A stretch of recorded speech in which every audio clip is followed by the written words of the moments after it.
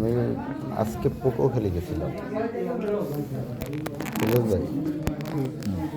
আজকে আমি পোকো খেলে গেছিলাম, সেখানে এর কাছে আমি যুবদলের কমিটির প্রসঙ্গে দুইটা ছবি দেখাইছি। ছবি দুইটা আপনার কাছে দিতেছে, ওই ছবি দুটো দেখাইছি। সেখানে যেই আলামিন মেড্ডা ও মেয়র জুয়েলের লোক এবং তার সাথে মালেক মিয়ার সাথে হুদা সাহেবের সাথে নুরুদা, এদের সাথে তার ছবি আছে। এই ছবিটা দেখাইছি, তখন তাদের বাড়ির একটা লোক এটি দেখছে, সে এই ইনফরমেশন করণে ওরা আমার মারছে। আমি এই ঘটনা হইল 2টা-2:30টার দিকে আমি সরাসরি বাড়ি গেছি।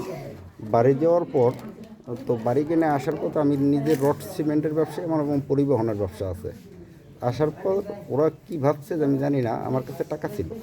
ওরা এই মানে আমি বেতন ভাই, আনোয়ার ডাক্তার আর মান্নান মাস্টার, এই 4জন একখানে ছিলাম। তারা ঘরের রুমের ভিতর, আমি সামনে দাঁড়াইছি। তো ভিতর ঢুকতে যাইয়া ফট করে আমার ধরে ফেলাইছে। আমি আর কোনো সেন্স রাখতে পারি নাই বা ডাকও দিতে পারি নাই। দুইজোটে তারপর আমার ধরিয়ে ফেলানোর পর ইট দিয়ে যে টাক শুরু করছে, তখন আমার সেন্স হারিয়ে ফেলাইছে।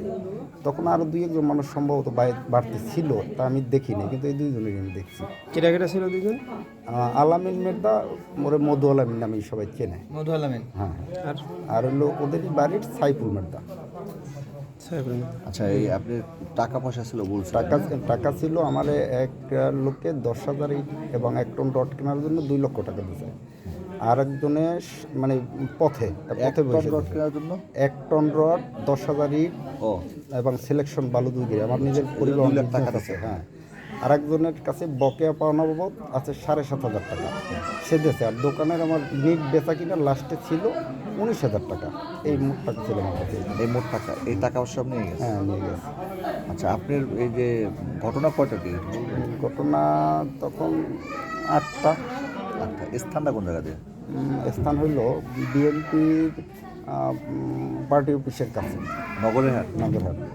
পার্টি অফিসের পাশে একটা রুম আছে, সেখানে ইউনিয়ন সভাপতি বসা ছিল, আমিও ওখানে একসাথে বসা ছিলাম। তার কাছ থেকে অন্তত 10 গজ হবে না, 3-4 বা 5 ফুট দূরে আমি যে দাঁড়াই ফোনে কথা বলছি, ওরা ফট করে আমার ধরে ফেলেছে। আচ্ছা, জি।